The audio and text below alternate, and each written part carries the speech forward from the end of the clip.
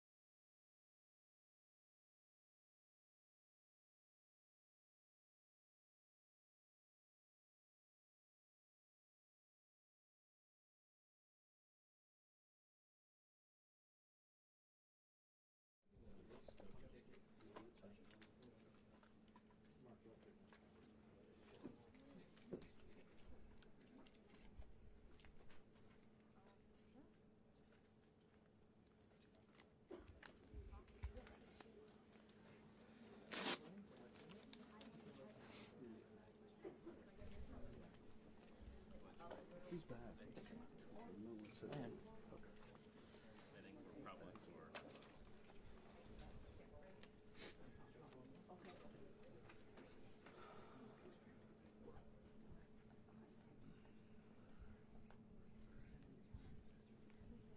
Alex, you won't get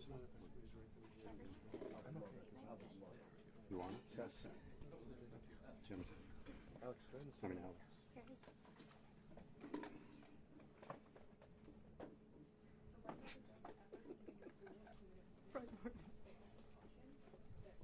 We should start doing yoga at the library. Those Squats. We need yoga.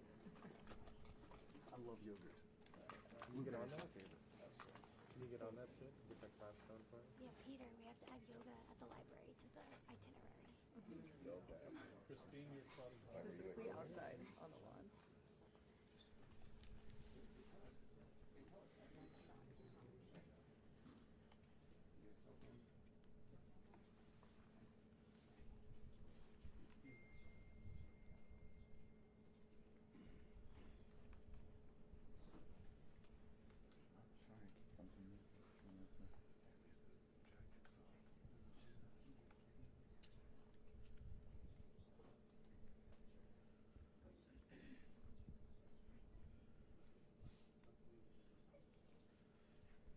Euro. Yeah, I can see it on Fox back there. Jonathan. Yep.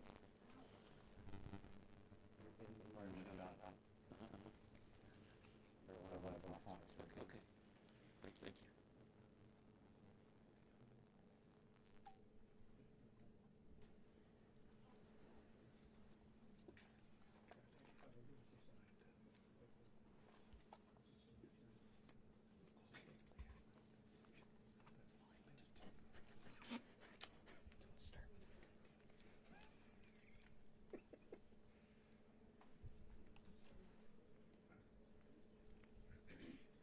Watch out your lenses. Let me get in there too. The lunch is in it, or? Yeah, it's in it. Thank you. Right now we're on a wide shot just because everyone's taking it live.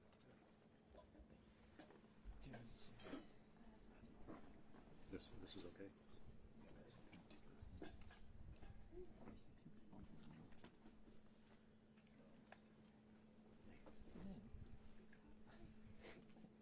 Just watch your left foot. Left foot? Yeah, you're fine. Left foot. Thank you.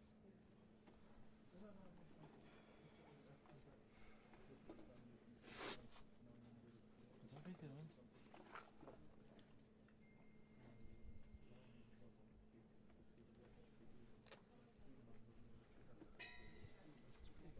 I can't believe they got us in there this quickly. Yeah. The hotel I know, here, we're such and a- we're I was all not set expecting up. it. I thought this was going to take hours. Wedge. Do you know what you're doing? Do you know what you're doing? Sir. If you could please, know what you're doing, take right? a half step back. Those are really wide-angle lenses, and if the two of you move forward, you'll be in the shot as the ma'am in the white also. The farther y'all press forward, the more you're going to be in these shots. They're super wide-angle. Thanks, Julio. Thank you.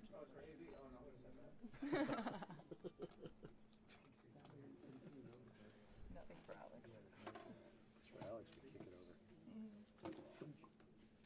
Alex, we're actually waiting for you to get up there. Oh, no.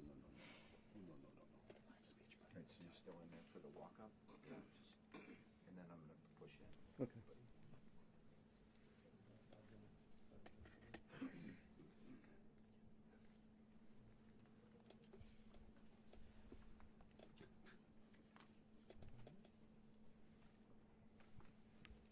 Test image. It's a handheld camera. Test image. 24 to 70. So, you're fine.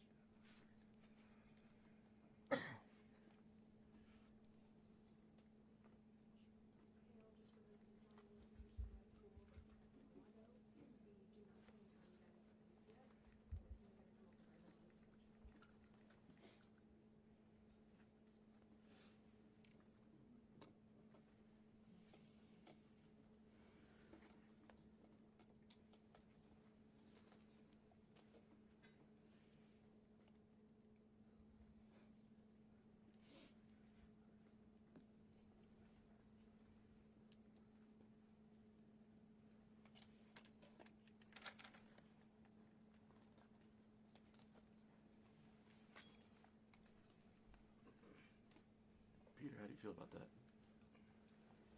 I'm fine with that.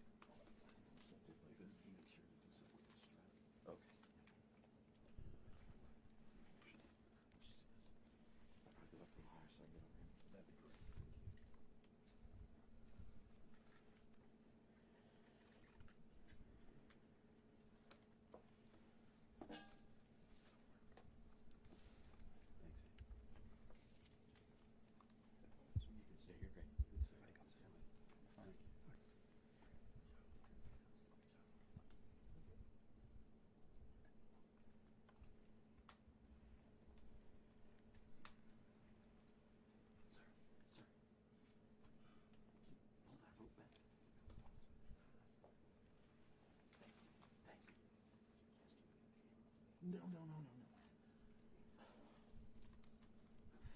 He said, "Do you want us to move the camera?" Jesus Christ.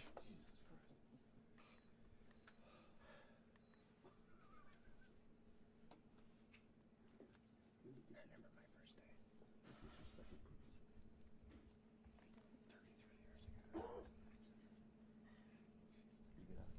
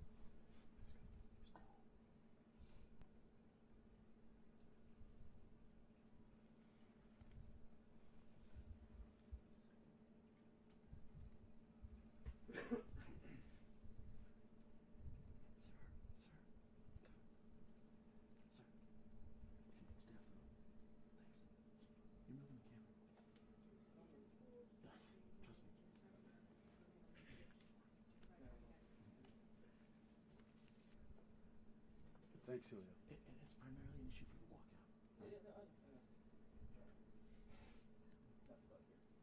The rope is pushing me too.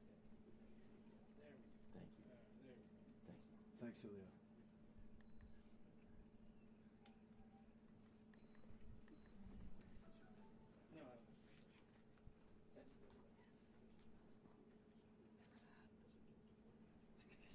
Yeah. That's 16.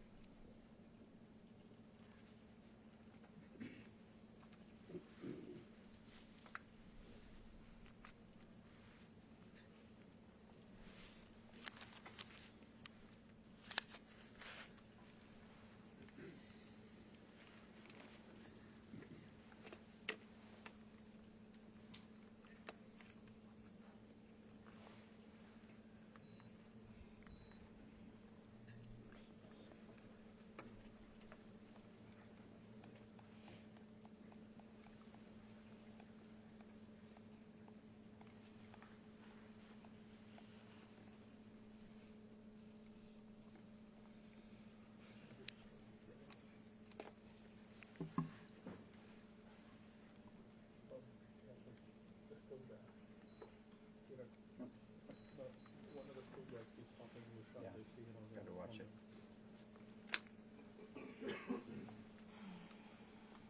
Jonathan, your foot keeps hitting the tripod. Is it true? Yeah.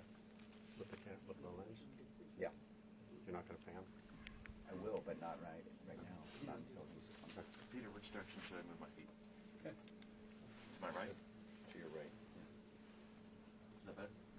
Cool. Yeah, again, it's in the shot. Let me know. Just trying to figure it out. How about down here? Yeah, I mean, that's fine. That's fine. Okay. Like that's okay. Yeah.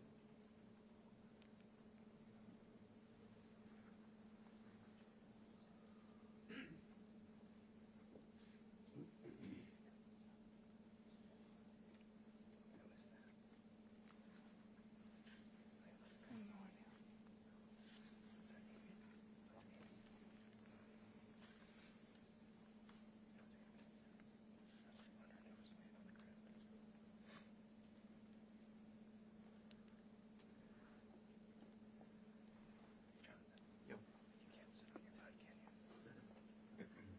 Fine. What's that? Can you stay on your butt for the walk-in so we can actually see the floor? All I do is a bald head. Can you be 6'2"? No. If I'm on my butt, I can't see over there. And you have a remote.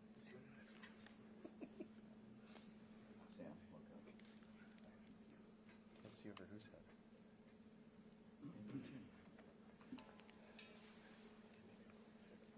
Huh?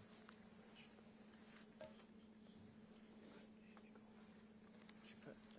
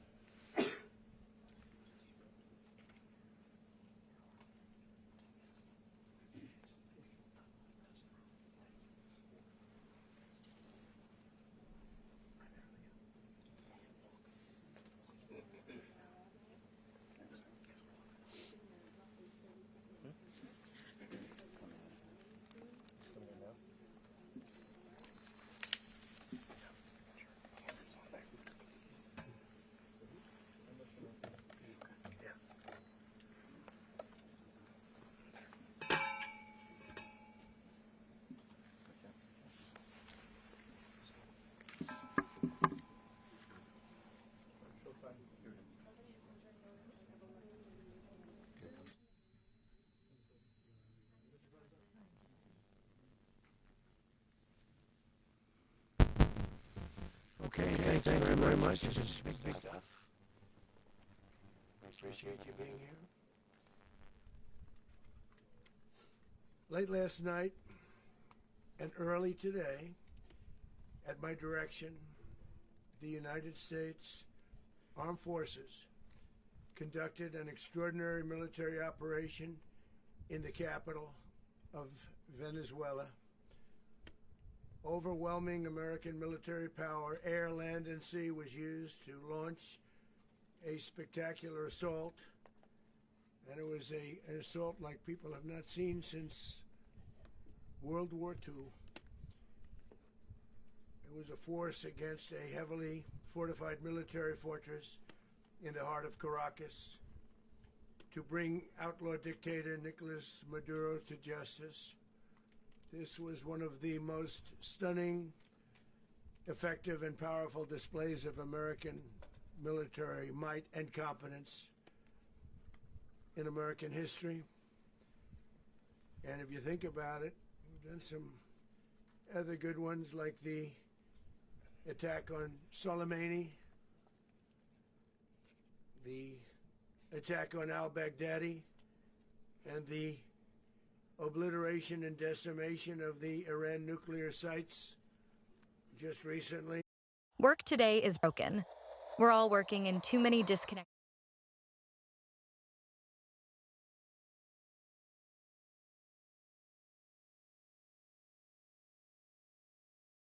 Yesterday, or frankly, in just a short period of time, all Venezuelan military capacities were rendered powerless as the men and women of our military, working with U.S. law enforcement, successfully captured Maduro in the dead of night. It was dark. The lights of Caracas were largely turned off due to a certain expertise that we have. It was dark and it was deadly. But captured along with his wife, Celia Flores, both of whom now face American justice. Maduro and Flores have been indicted in the Southern District of New York, it's Jay Clayton, for their campaign of deadly narco-terrorism against the United States and its citizens. I want to thank the men and women of our military who achieved such an extraordinary success overnight with breathtaking speed, power, precision, and competence. You rarely see anything like it. You've seen some raids in this country that didn't go so well. They were an embarrassment. If you look back to Afghanistan, or if you look back to the Jimmy Carter days, they were different days. We're a respected country again, like never before. These highly trained warriors, operating in collaboration with U.S. law enforcement, caught them in a very ready position. They were waiting for us. They knew we had many ships out in the sea. We were just sort of waiting. They knew we were coming. So they were in a ready, what's called a ready position. But they were completely overwhelmed and very quickly incapacitated. If you would have seen what I saw last night, you would have been very impressed. I'm not sure that you'll ever get to see it, but it was an incredible thing to see. Not a single American service member was killed, and not a single piece of American equipment was lost. We had many helicopters, many planes, many people involved in that fight. But think of that, not one piece of military equipment was lost, not one service member was, more importantly, killed. The United States military is the strongest and most fearsome military on the planet by far, with capabilities and skills our enemies can scarcely begin to imagine. We have the best equipment anywhere in the world. There's no equipment like what we have, and you see that even if you just look at the boats. You know, we've knocked out 97% of the drugs coming in by sea. 90%. Each boat kills on average 25,000 people. We knocked out 97%. And those drugs mostly come from a place called Venezuela. We're going to run the country until such time as we can do a safe, proper, and judicious transition. So we don't want to be involved with having somebody else get in and we have the same situation that we had for the last long period of years. So we are going to run the country until such time as we can do a safe, proper, and judicious transition. And it has to be judicious because that's what we're all about. We want peace, liberty, and justice for the great people of Venezuela, and that includes many from Venezuela that are now living in the United States and want to go back to their country. It's their homeland. We can't take a chance that somebody else takes over Venezuela that doesn't have the good of the Venezuelan people in mind. We've had decades of that. We're not going to let that happen. We're there now, and what people don't understand, but they understand as I say this, we're there now, but we're going to stay until such time as the proper transition can take place. So we're going to stay until such time as we're going to run it, essentially, until such time as a proper transition can take place. As everyone knows, the oil business in Venezuela has been a bust, a total bust, for a long period of time. They were pumping almost nothing by comparison to what they could have been pumping and what could have taken place. We're going to have our very large United States oil companies, the biggest anywhere in the world, go in, spend billions of dollars, fix the badly broken infrastructure, the oil infrastructure, and start making money for the country. And we are ready to stage a second and much larger attack if we need to do so. So we were prepared to do a second wave if we needed to do so. We actually assumed that a second wave would be necessary, but now it's probably not. The first wave, if you'd like to call it that, the first attack was so successful, we probably don't have to do a second, but we're prepared to do a second wave, a much bigger wave, actually. This was pinpoint, but we have a much bigger wave that probably won't have to do. This partnership of Venezuela with the United States of America, a country that everybody wants to be involved with because of what we were able to do and accomplish, will make the people of Venezuela rich, independent, and safe. And it will also make the many, many people from Venezuela that are living in the United States extremely happy. They suffered. They suffered. So much was taken from them. They're not going to suffer anymore. The illegitimate dictator Maduro was the kingpin of a vast criminal network responsible for trafficking colossal amounts of deadly and illicit drugs into the United States.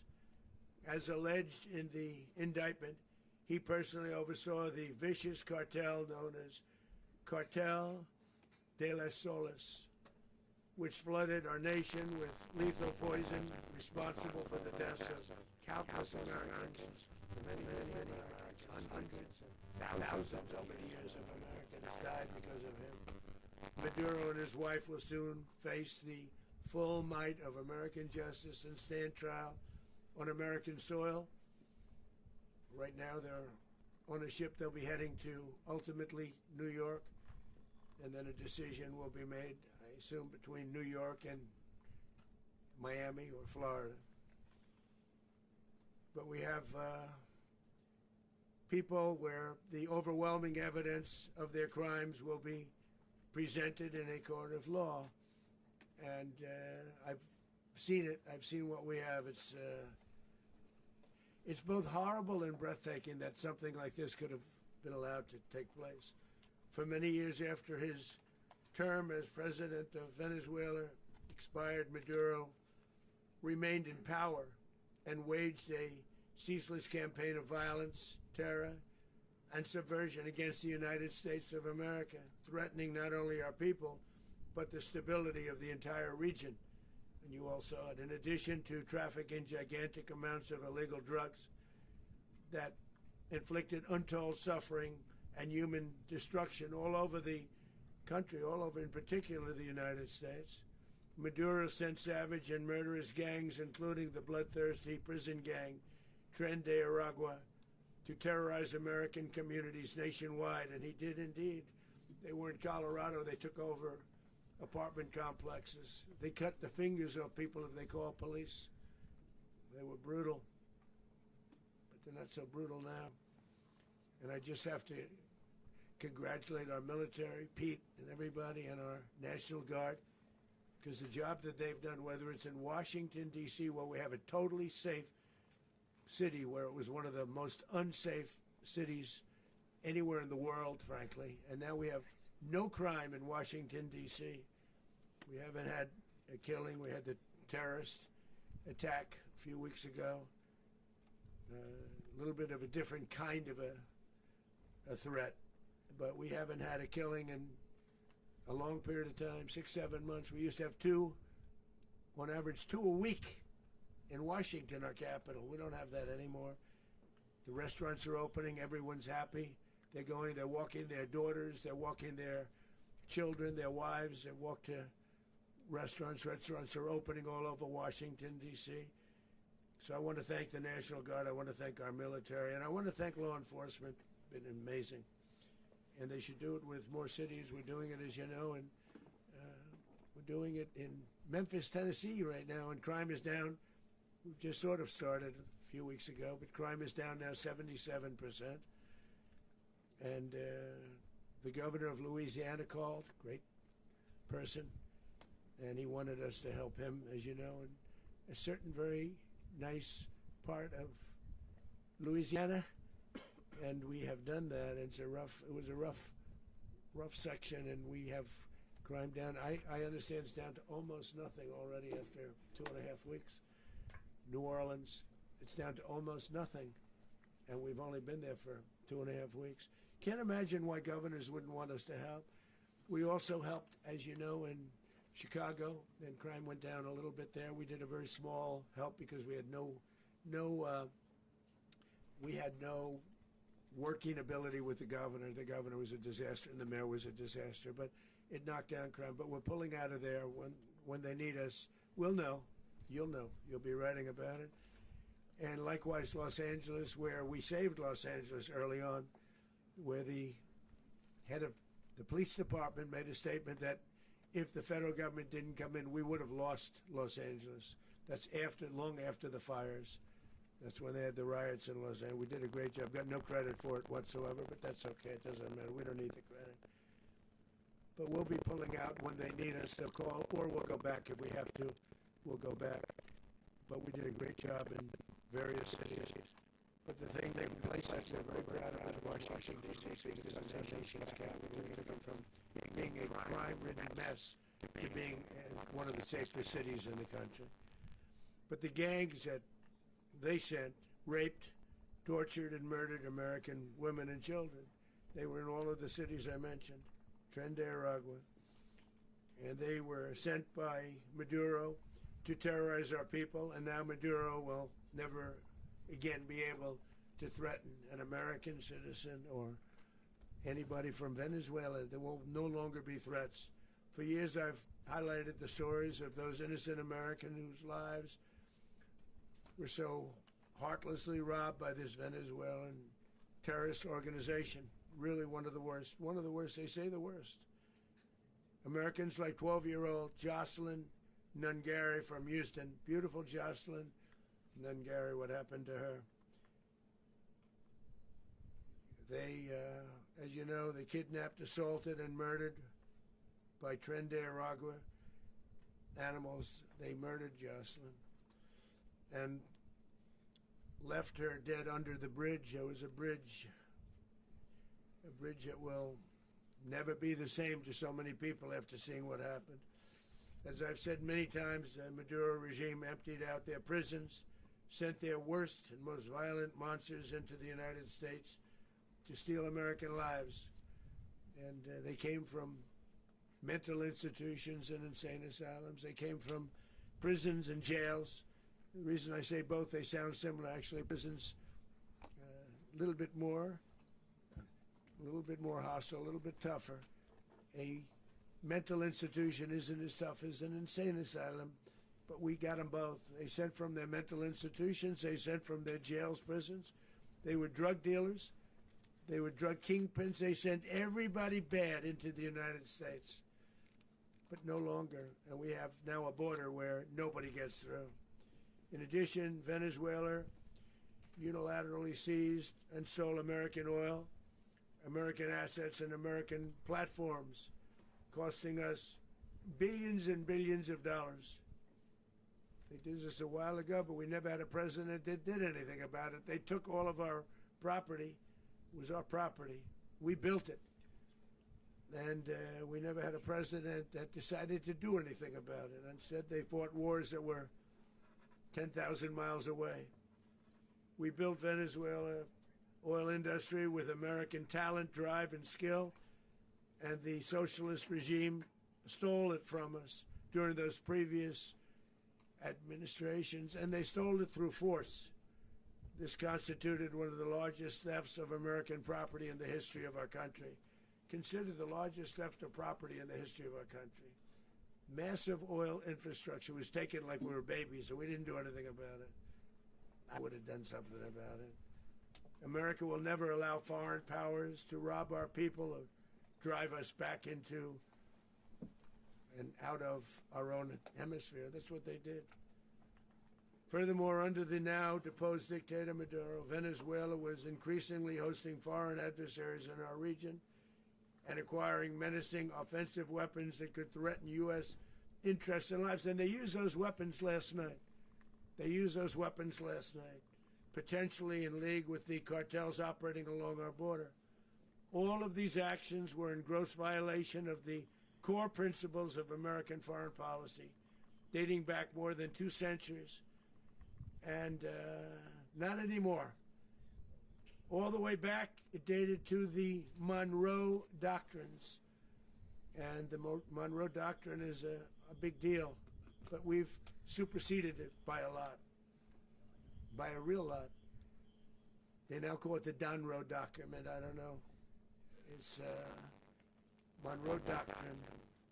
We sort of forgot about it. Very important. We forgot about it. We don't forget about it anymore. Under our new national security strategy, American dominance in the Western Hemisphere will never be questioned again. Won't happen. So just in concluding, for decades, other administrations have neglected or even contributed to these growing security threats in the Western Hemisphere.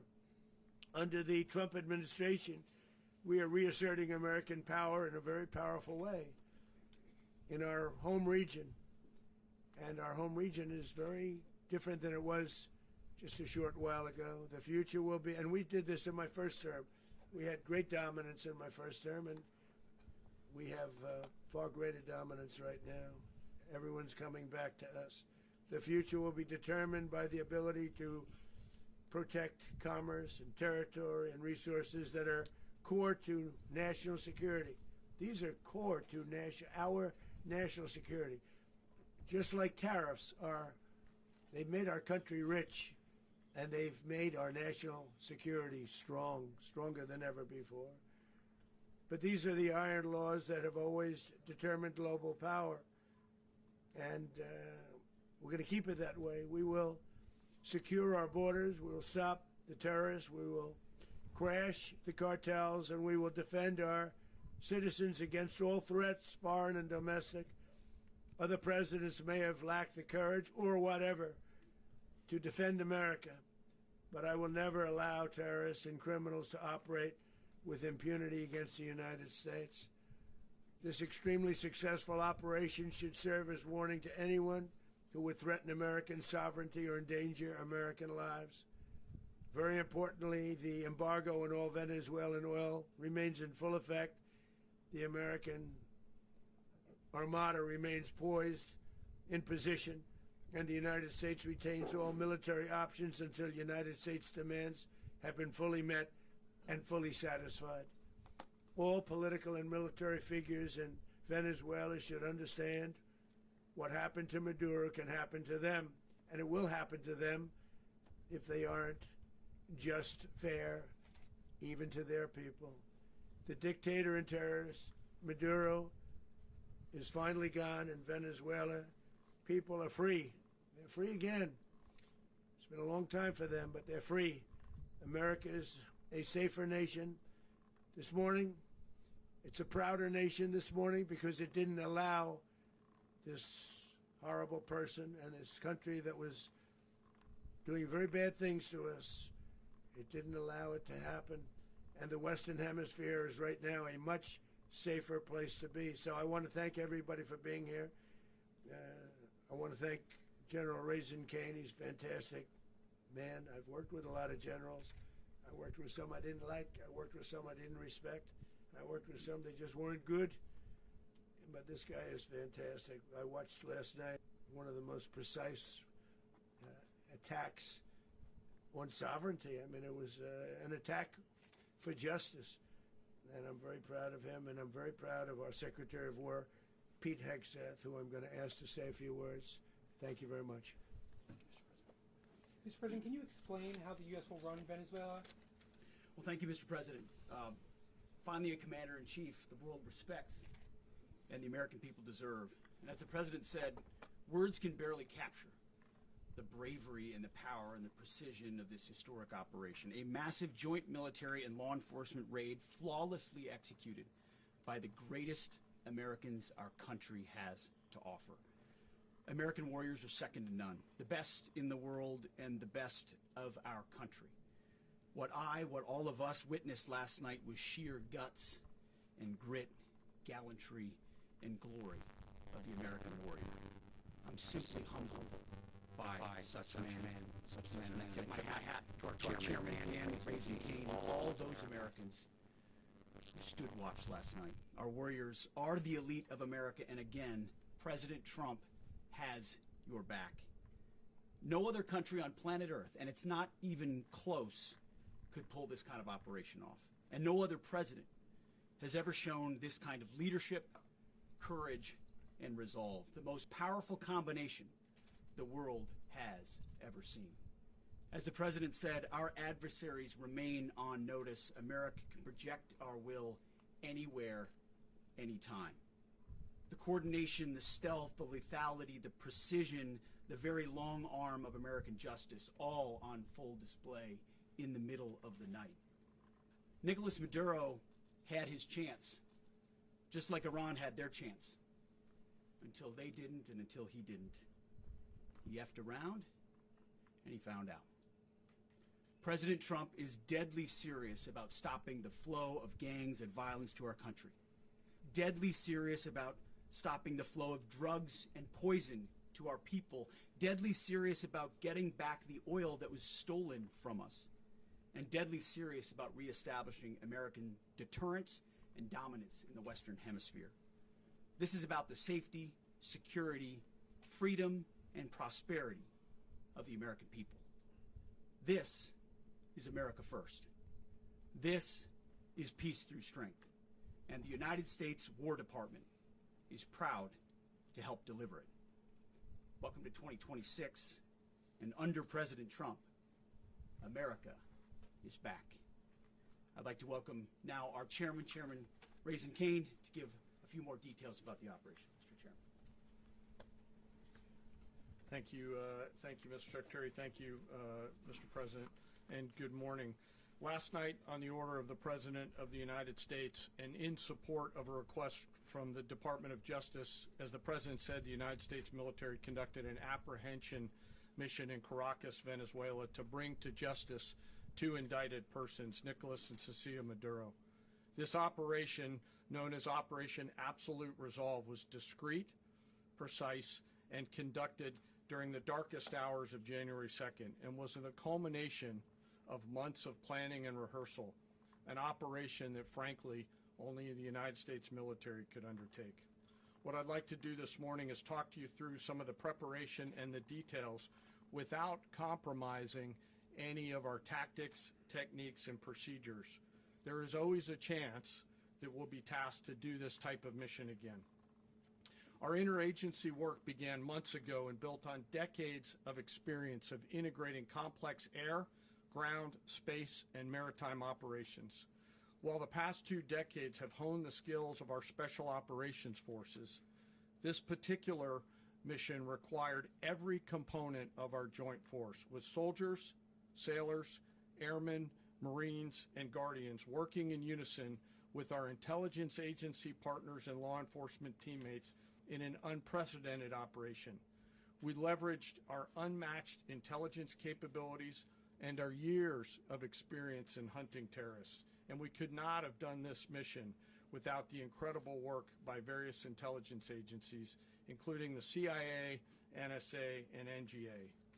We watched, we waited, we prepared, we remained patient and professional.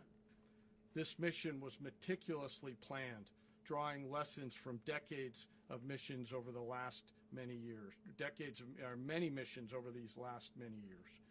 This was an audacious operation that only the United States could do. It required the utmost of precision and integration within our joint force. And the word integration does not explain the sheer complexity of such a mission.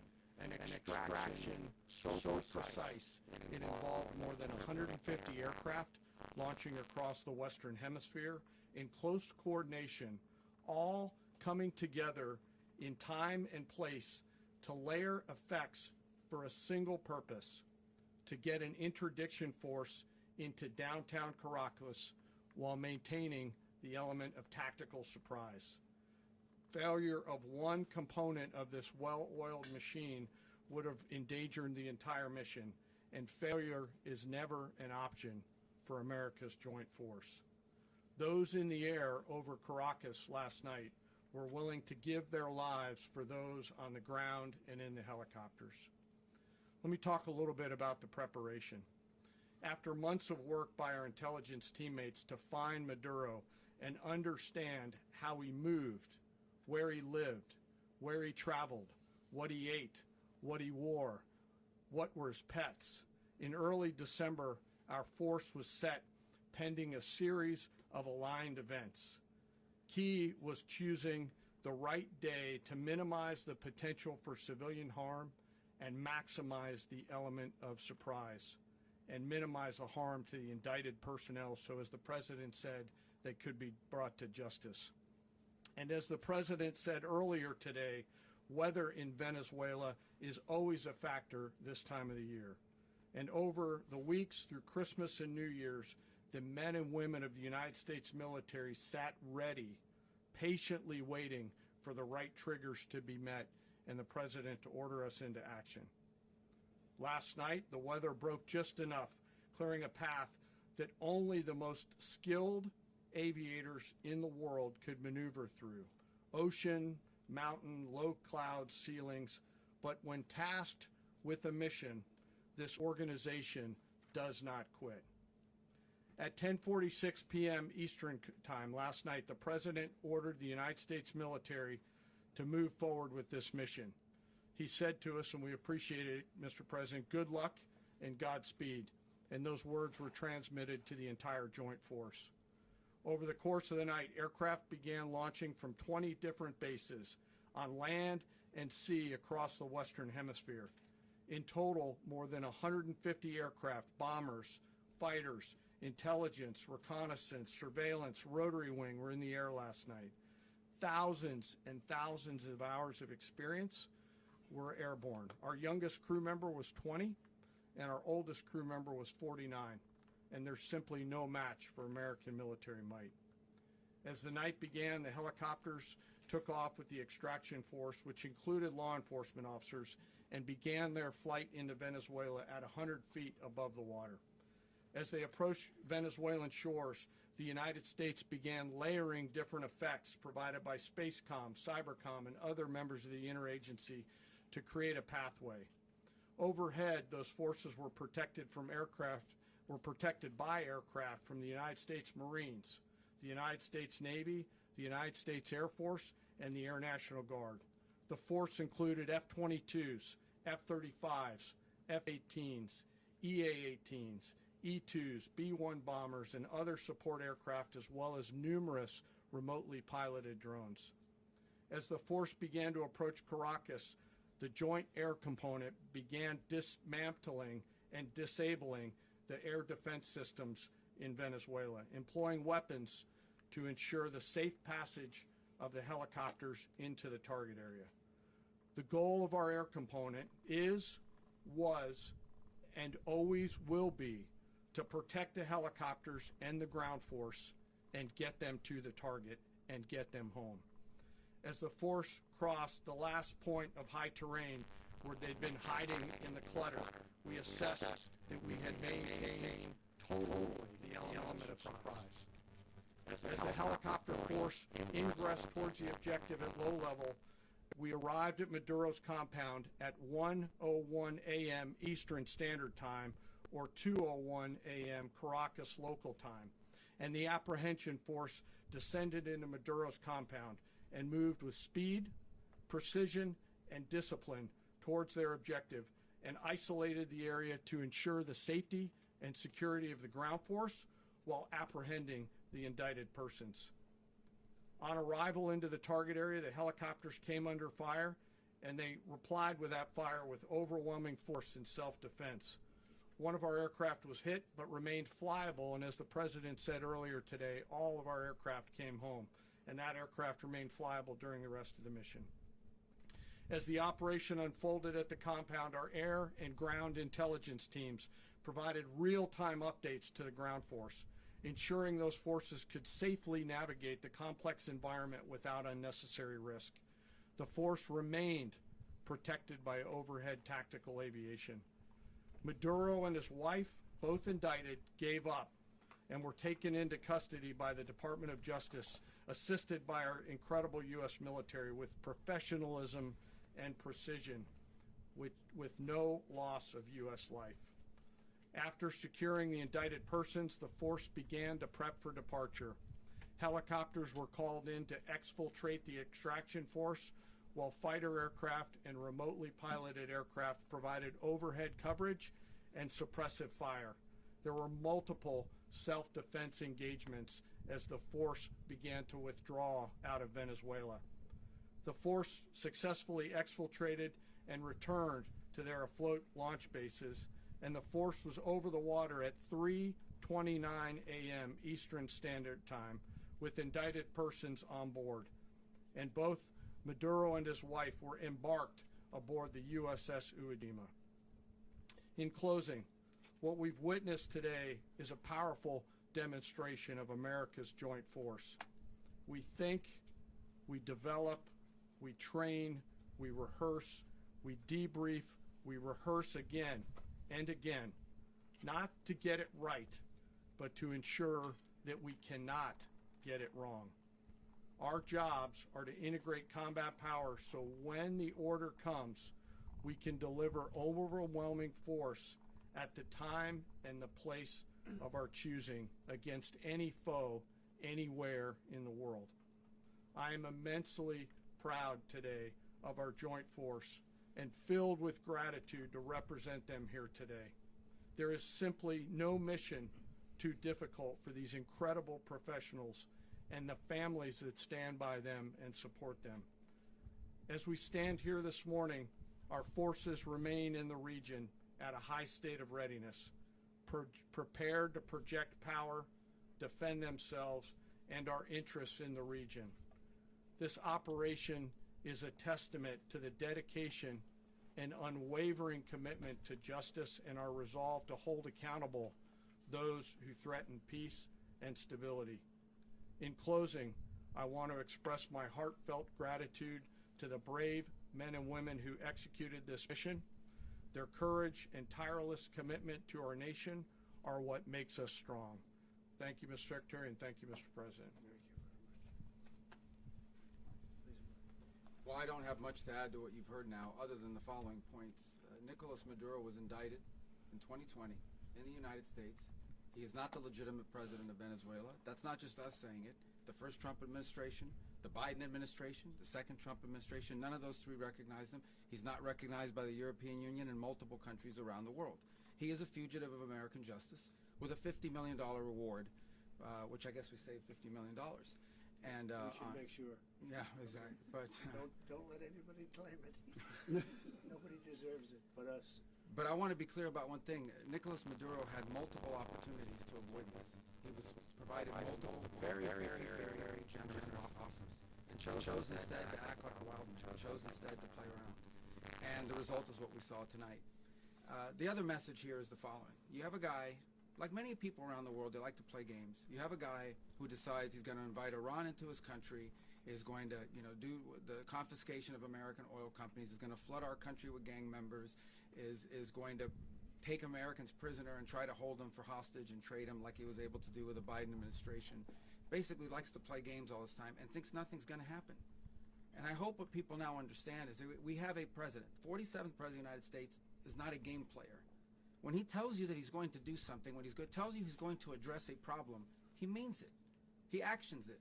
I can tell you, I've watched this process now for 14, 15 years, been around it. Everybody talks. I'm going to do this. I'm going to do that. When I get there, we're going to do this. We're going to take.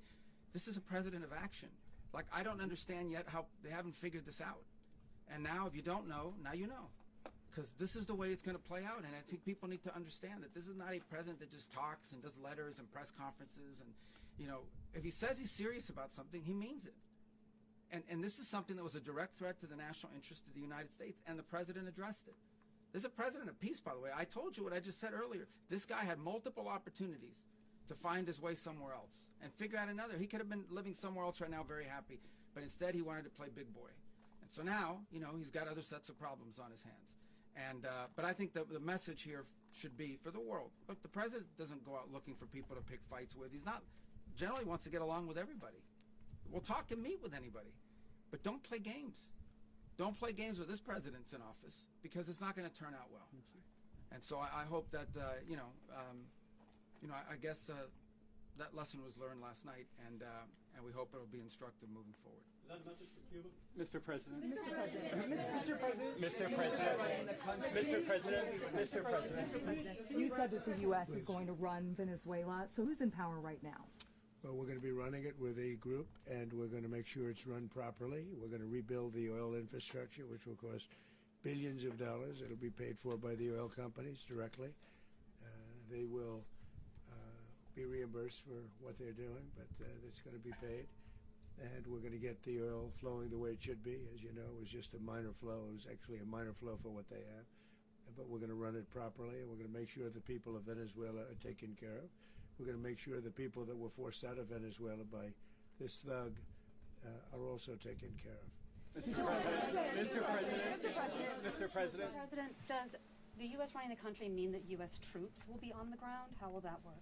Well, they always say boots on the ground. So we're not afraid of boots on the ground if we have to have. We had boots on the ground last night at a very high level, actually. We're not afraid of it. We don't mind saying it. But we're going to make sure that that country is run properly. We're not doing this in vain. This is a very dangerous attack. This is an attack that could have gone very, very badly. Could have gone very badly. We could have lost a lot of people last night. We could have lost a lot of dignity. We could have lost a lot of equipment. The equipment is less important, but we could have lost a lot. And we're going to make sure that this is proper. We're there now. We're ready to go again if we have to.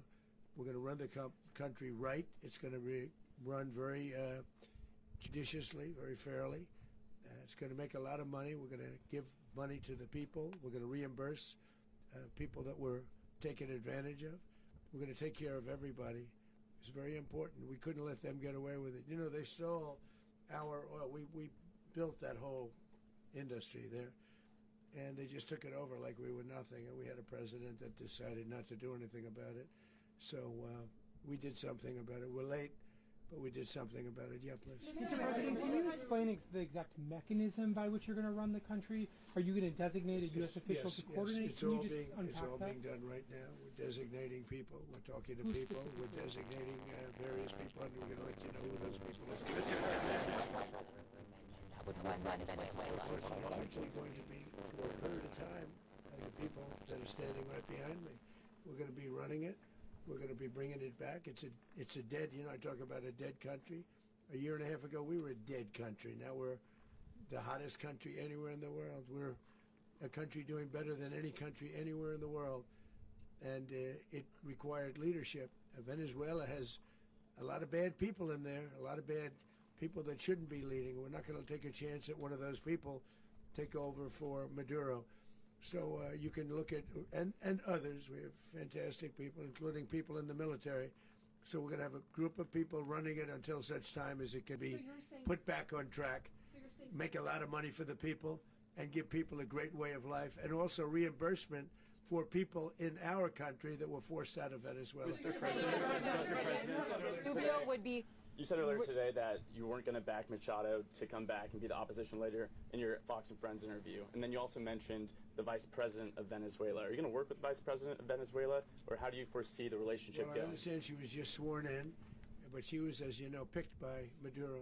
So Marco's working on that directly. He just had a conversation with her, and she's essentially willing to do what we think is necessary to make Venezuela great again. Very simple. Mr. President, Colombian President Gustavo Petro, a couple weeks ago, you said he's got to watch his ass. And today, he said he's not concerned about anything happening to him in the aftermath of this operation. So, just what your message is about that. Well, he has cocaine mills. He has factories where he makes cocaine. And yeah, I think I stick by my first statement. He's making cocaine, they're sending it into the United States, so he does have to watch his ass. Mr. President, Did you notify any members of Congress in advance? Marco, do you want to talk about that? Because you were involved in Sure. We call members of Congress immediately after. This was not the kind of mission that you can do congressional notification on. It was a trigger-based mission in which conditions had to be met night after night. We watched and monitored that for a number of days. So it's just simply not the kind of mission you can call people and say, hey, we may do this at some point in the next 15 days. But it's largely a law enforcement function. Remember, at the end of the day, at its core, this was an arrest of 2 indicted fugitives of American justice, and the Department of War supported the Department of Justice in that job. Now, there are broader policy implications here, but it's just not the kind of mission that you can pre-notify because it endangers the mission. Mr. President, if I can add one thing to that, Congress has a tendency to leak. This would not be good. If they leaked, General, I think it would have been maybe a very different result. But I have to say, they knew we were coming at some point, you know. A lot of ships out there, they sort of knew we were coming. But Congress will leak, and we don't want leakage. Mr. President, you were one of the only people to watch this all play out live. What was Maduro doing when the U.S. forces entered what I assume would be his home? And also, was there any point where the U.S. was considering, if Maduro pushed back or resisted, killing Maduro? It could have happened. It could have happened. He was trying to get into a safe place. You know what a safe place is, all steel. And he wasn't able to make it to the door because our guys were so fast. They went through the opposition so fast. And there was a lot of opposition. You know, people were wondering, do we get them by surprise? Sort of surprised, but they were waiting for something. It was a lot of opposition. There was a lot of gunfire. You saw some of it today. But he was trying to get to a safe place, which wasn't safe because we would have had the door blown up in about 47 seconds, they say on average. Regardless of how thick the steel was. It was a very thick door. It was a very heavy door, but he was unable to get to that door. He made it to the door. He was unable to close it. So where is Maduro going to be? Go ahead, finish. Where is Maduro going to be in the time being right now? Do you know his exact whereabouts? Well, eventually, ultimately, in the near future, he's going to be brought to New York. And where is he going to be held? Where is he going to be held in New York? Do you know? That's going to be up to the officials that do these things. Mr. President, the U.S. has something of a track record of ousting dictators without necessarily a plan for what comes afterwards. Did that weigh on your decision? That's when we had different presidents, but with me, that's not true. With me, we've had a perfect track record of winning. We win a lot, and we win. If you look at Soleimani, you look at al-Baghdadi, you look at the Midnight Hammer. Midnight Hammer was incredible. Right now, you wouldn't have peace in the Middle East. We have essentially peace in the Middle East because of that. If we weren't successful with Midnight Hammer, you wouldn't have peace in the Middle East. So, with me, you've had a lot of victory. You've had only victories. You've had no losses. Yeah. Mr. President, can you? How long do you expect the U.S. to run Venezuela, and how soon do you want the Venezuelan people to hold elections? So I'd like to do it quickly, but it takes a period of time. You know, we're rebuilding. We have to rebuild their whole infrastructure. The infrastructure is rotted. it's actually very dangerous. It's blow-up territory. Oil is very dangerous. It's a very dangerous thing to take out of the ground. It can kill a lot of people. It has killed a lot of people doing just that. The infrastructure is old. It's rotted. Much of it is stuff that we put there 25 years ago, and we're going to be replacing it. And we're going to take a lot of money out so that we can take care of the country. Are you saying that Secretary Rubio and Mr. President, China, Russia, and Iran have interests in Venezuela. How does this operation affect your relationships with them when it comes to the oil and China drugs? and Russia, Russia when we get things straightened out. But in terms of other countries that want oil, we're in the oil business. We're going to sell it to them. We're not going to say we're not going to. In other words, we'll be selling oil, probably in much larger doses because they couldn't produce very much because their infrastructure was so bad. So we'll be selling large amounts of oil to other countries, many of whom are using it now, but I would say many more will come. Are you saying that, Mr. President, are you saying that?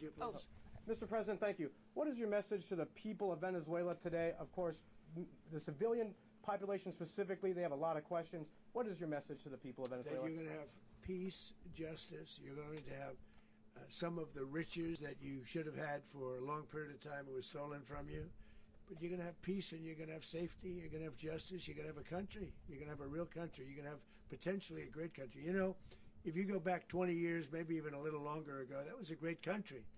And they destroyed it.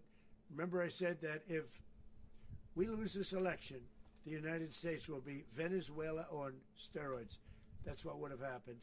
Had we lost the election, the 2024 election, we suffered so badly. When you look at the border from 2020, what they did, what Joe Biden administration did to our country should never be forgotten. But if we had to go through another year of that, we would be exactly where Venezuela was in terms of, I used to say, if they win, we're going to be Venezuela on steroids, and that's what would have happened. President, thank you. Are you saying that Secretary Hegseth and Rubio are going to be running Venezuela, and will you be sending in U.S. military They're troops going to to be a provide? team that's working with the people of Venezuela to make sure that we have Venezuela right. Because for us to just leave, who's going to take over? I mean, there is nobody to take over. You have a vice president who's been appointed by Maduro. And right now she's the vice president, and she's, I guess, the president. She was sworn as president just a little while ago. She had a long conversation with Marco, and she said, we'll do whatever you need. I think she was quite gracious, but she really doesn't have a choice. We're going to have this done right. We're not going to just do this with Maduro, then leave like everybody else, leave and say, let it go to hell. If we just left, it has zero chance of ever coming back. We'll run it properly. We'll run it professionally. We'll have the greatest oil companies in the world go in and invest billions and billions of dollars and take out money, use that money in Venezuela. And the biggest beneficiary are going to be the people of Venezuela. And also, I can't stress this strongly enough, the people that got thrown out of Venezuela that are now in the United States. And frankly, some want to stay and some probably want to go back. Yeah. What is being done to protect Americans in the country, and were any of the detained Americans Well, right now they're arrested very last protected because nobody's going to mess with us. They're very protected. The people of, and we let them know that you better not touch one of them. Are you concerned that bad elements of the Maduro regime will remain in place? Well, we know who they are. We're on them, and they're acting much differently now than they would have acted 2 days ago. And what can you okay, say wait, about behind you, please. Mr. President, why is running a country in South America America first? Well, I think it is because we want to surround ourselves with good neighbors. We want to surround ourselves with stability. We want to surround ourselves with energy. We have tremendous energy in that country. It's very important that we protect it. We need that for ourselves. We need that for the world. And we want to make sure we can protect it. Mr. President, Yes, sir. Please, go ahead. Yeah, is there a message here for Cuba and Diaz-Canel? Well, Cuba's an interesting case. Cuba is, not doing very well right now. That system has not been a very good one for Cuba. The people there have suffered for many, many years. And I think Cuba is going to be something we'll end up talking about because Cuba is a failing nation right now, very badly failing nation. And we want to help the people. It's very similar in the sense that we want to help the people in Cuba, but we want to also help the people that were forced out of Cuba and living in this country. Do you want to say something about that, Marco, please?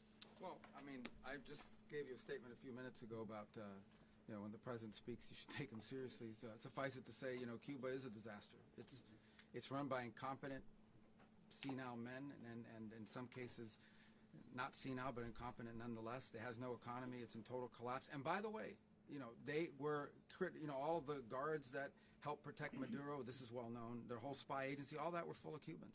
I mean, they basically, it's amazing. This poor island took over Venezuela in some cases. One of the biggest problems that Venezuelans have is they have to declare independence from Cuba. They tried to basically colonize it from a security standpoint. So, yeah, look, if I lived in Havana and I was in the government, I'd be concerned, at least a little bit. Are you cutting off the oil flow to Cuba from Venezuela?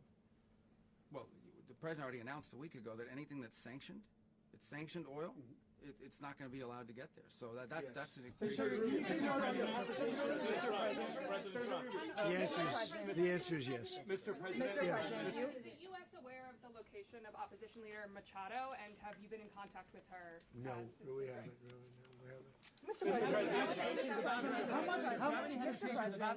President, on Monday. Oh, I think it would be very tough for her to be the leader. She doesn't have the support within, or the respect within the country. She's a very nice woman, but she doesn't have the respect. Mr. President, is it possible that the U.S. ends up administrating Venezuela for years? Well, it won't cost us anything because the money coming out of the ground is very substantial, so it's not going to cost us anything. So the U.S. isn't going to dedicate any money to... Well, we want safety there. We want to be surrounded by countries that aren't housing all of our enemies all over the world. That's what was happening, and you don't want to have that. But we're going to be rebuilding, and we're not spending money. The oil companies are going to go in. They're going to spend money. We're going to take back the oil that, frankly, we should have taken back a long time ago. A lot of money is coming out of the ground. We're going to get reimbursed for all of that. We're going to get reimbursed for everything that we spend. So it's going to be a very important. This is a very big evening that took place last night. We have to be surrounded by safe, secure countries, and we also have to have energy. Very important. We have to have energy that's real energy, not where they're getting 4% and 5% of the energy out of the ground. You take a look, it was such a disaster. So what's going to happen with Venezuela, I think, over the next period of a year is going to be a great thing. And the people of Venezuela will be the biggest beneficiaries. Mr. President, on Monday, U.S. military. Mr. President, thank you. What did you last speak to Maduro about when you spoke? And is the Well, I don't want to get into the conversations, but I did have conversations with him, and I said, you got to surrender. And I actually thought he was pretty close to doing so, but now he wished he did, yeah. Mr. President, can you explain, you said that Maduro is responsible for drug trafficking. You recently pardoned the former president of Honduras who was convicted on many drug trafficking. Can you explain how these two situations are different? And would you ever pardon Maduro? I endorsed, as you know, the winning president, the man who won in Honduras. I endorsed the man who won in Chile. I endorsed the man who won in Argentina. And we are doing very well with that whole group. What the man that I pardoned was, if you could equate it to us, he was treated like the Biden administration treated a man named Trump. That didn't work out too well for them. This was a man who was persecuted very unfairly. He was the head of the country. He was persecuted very unfairly. And there are a number of them. And we felt that it was a very unfair situation that happened to him. He's also a party member of the man who won. So obviously the people liked what I did. And one of the reasons that was done is because of the fact that the party in power felt very strongly that that man was treated very badly. I studied it very quickly, and then I studied it in great detail. I went to a lot of the people standing behind me, and they felt that that man was persecuted and treated very badly. That's why I gave him a pardon. Mr. President, you referenced boots on the ground earlier. Can you just sort of button this up? Do you envision the U.S. military having a presence in Venezuela as the U.S. runs that country? Well, no, we're going to have a presence in Venezuela as it pertains to oil, because we have to have, we're sending our expertise in. So you may need something, not very much. But no, we're going to be taking out a tremendous amount of wealth out of our war. You know what the one quarter was? Thailand and Cambodia. I did it again. They broke out, and I did it in about 5 hours. And I settled it. I'm giving myself 1 quarter, so I'm up to now 8 1/4. In other words, I settled the war, but then they broke out. They had a pretty bad breakout over the last 4 days. I got them to go back to peace. So I only give 1/4. I thought the easiest one would be, one of the easier ones would be Russia, Ukraine. It's not. And they both have done some pretty bad things. And look, that's Biden's war. That's not my war. But I want to stop the lives. Did you see where last month, 30,000, it was 27,000 the month before. 30,000, mostly soldiers, were killed this last month. 30,000. I want to stop that. You know, I got NATO to pay 5% instead of the 2% that they weren't paying. They weren't paying 2, now they pay 5. And we send them a lot of munitions, we send them a lot of things, missiles and various other things, a lot. And they pay. The United States is not losing money. We're probably making money on that. It's the last thing I care about. I just want to stop all those people. We're losing 25, 30,000 human beings. They come from 2 places that are very far away. But if I can stop, because it's something I've been pretty good at doing, deals, I guess. It's all a deal. Life is a big deal. But if I can stop that war and stop 30,000 young people, in addition to the fact that people are being killed in Kiev, people are being killed in other cities, you know, a much smaller number, but they're being killed, viciously killed. So I'm not happy about it. I thought that would be something that would get solved. We have Mr. Woodcock here. I think that we're making progress, but that's a war that should have never happened. If I were president, it would have never happened. Putin says it. Everybody says it. If I were president, that would have never happened. But I inherited that war. That was Joe Biden, Zelensky, and Putin. I came into the situation, and it's a mess. And I will say this. I watched an operation last night that was so precise, that was so brilliant. I mean, it was incredible. If we had our people, like this general, and our people involved, that war would not have gone on very long, that I can tell you. You told me That war, to use an old term, that war has become a bloodbath. And we wanted to get stopped. Thank you very much. Are you concerned a rogue Venezuelan general to take over the country? Can you talk about your conversation with the Vice President?